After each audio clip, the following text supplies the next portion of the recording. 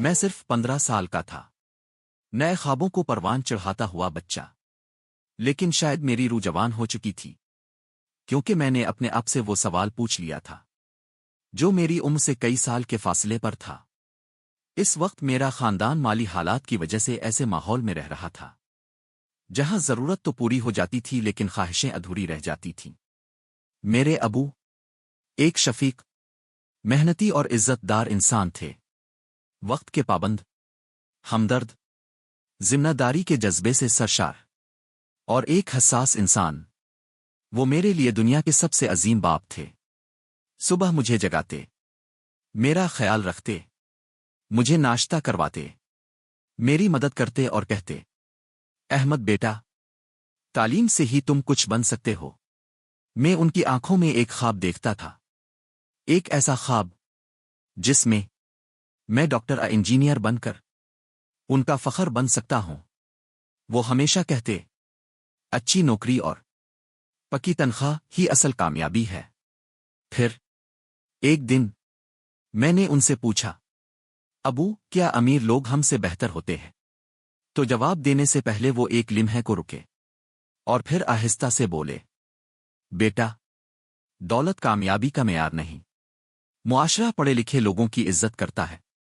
ابو اکثر کہتے، سادہ زندگی گزارو، قرض سے بچو، جو کماؤ اسی میں خوش رہو۔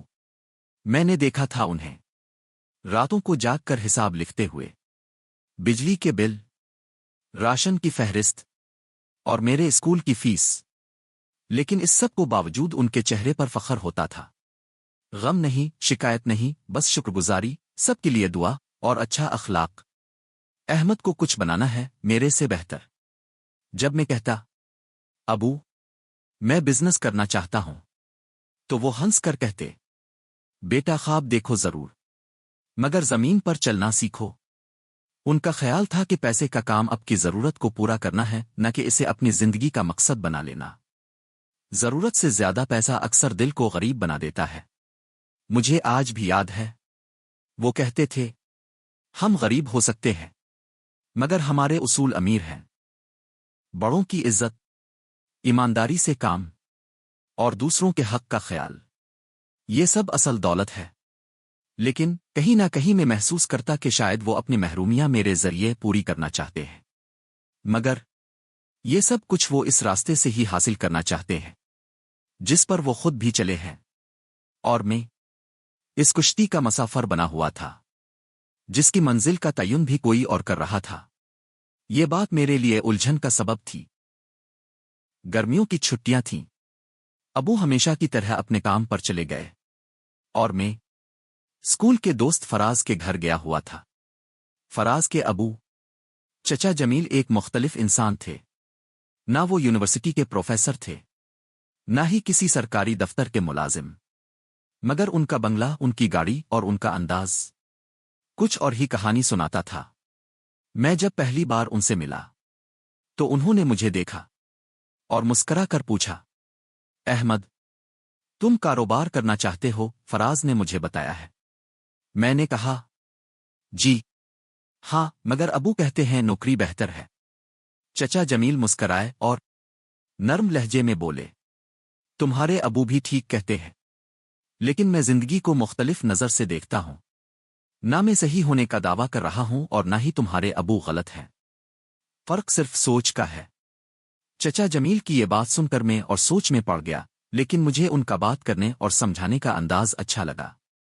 اسی دن سے میں ہر ہفتے ان کے پاس جانے لگا۔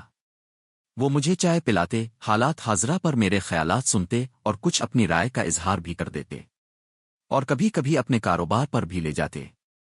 ایک دن انہوں نے کہا، احمد، اگر تم سیکھنا چاہتے ہو تو میں تمہاری مدد کر سکتا ہوں، لیکن کام شروع ہونے کے بعد زیادہ کام تمہیں خود کرنا ہوگا۔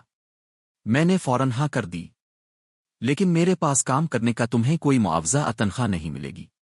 میرے اندر لگی آگ نے سی کنہیں کے لیے مجھے ہاں کرنے پر مجبور کر دیا۔ چچا جمیل نے مجھے ان کاموں پر لگا دیا جن کو کرنے کا میرے اپنے گھر میں کو تصور نہیں تھا۔ کام کی جگہ کو صاف رکھنا، چیزوں کو ان کی جگہ پر رکھنا، فضولیات سے بچنا اور اپنے کام کو سب سے زیادہ اہم جاننا، اس میں چچا جمیل کی ڈانٹ اضافی تھی۔ لیکن ہر روز چچا جمیل مجھے کچھ نہ کچھ سکھاتے۔ پیسہ تمہارا غلام ہونا چاہیے نہ کہ تم اس کے غلام بن جاؤ۔ محنت کرو مگر ہوش اور عقلمندی سے۔ رزق زندگی کا حصہ ہے، اس کے بغیر کامیابی کا کوئی تصور نہیں۔ میں نے ان سے سیکھا کہ دولت نوٹوں میں نہیں، سوچ میں ہوتی ہے، فیصلوں میں ہوتی ہے۔ اپنے وقت کو کیسے استعمال کرنا ہے اور رزق کہاں لینا ہے، یہ سب باتیں میرے لیے نئی تھیں۔ چچا جمیل مجھے اکثر اپنے بزنس میٹنگز پر بھی ساتھ لے جاتے۔ انہوں نے مجھے لوگوں کو پڑھنا سکھایا، خاموشی میں چپی باتوں کو سمجھنا سکھایا۔ ایک دن میں نے کہا، چچا کیا آپ ہمیشہ سے امیر تھے؟ وہ خاموش ہوئے، پھر بولے، نہیں بیٹا، میں بھی ایک عام انسان تھا، اور زندگی کو اس نظر سے ہی دکھتا تھا۔ فرق صرف یہ تھا کہ کم تعلیم کے باوجود میں کچھ نیا سوچتا تھا۔ میں نے پیسے کو سمجھا، اسے اپنا غلام کیسے بنانا ہے، اور اسے کیسے استعمال کرنا، یہ سب سیکھا۔ زندگی کوئی ہموار سفر نہیں بلکہ اونچ اور نیچ کا مجموعہ ہے۔ چچا جمیل بھی میرے باپ کی طرح تھے۔ میرے اصل باپ نے مجھے اخلاق سکھایا، زندگی گزارنے کے اصول سمجھائے، عزت کی اہمیت اور ایک ہمدرد انسان ہونے کا کیا مطلب ہے، یہ سب سکھایا۔ لیکن دوسرے باپ نے سکھایا، نیا سوچنا کیا ہوتا ہے، ذہنی آزادی کیا ہوتی ہے، کاروبار کے کیا اصول ہیں، اپنے آپ سے اور اپنے کام سے پیار کیسے کرنا ہے، جتنا کماتے ہو اس سے کم میں گزارا کرنے میں کیا حکمت ہے، اپنے سرمایہ کو سیو کیسے کیا جاتا ہے اور اس کے کیا فائدے ہیں، یہ سب میں نے چچا جمیل سے سیکھا۔ اب سوچتا ہوں، چچا جمیل نے مجھے دولت کے راستے دکھائے، مگر میرے ابو نے مجھے بتایا کہ اچھا انسان کیا ہوتا ہے۔ میری روح میں آج بھی دو آوازیں گونجتی ہیں، ایک کہتی ہے اپنے لیے کماؤ، اور دوسری کہتی ہے اپنوں کے لیے جیو۔ اور شاید اصل کامیابی ان دونوں آوازوں میں توازن کا نام ہے۔ میں دونوں کا شکر گزار ہوں، مگر سب سے زیادہ اپنے اس سوال کا جس نے مجھ میں آگے بڑھنے اور مختلف سوچنے کی ہمت پیدا کی۔ شکریہ ابو۔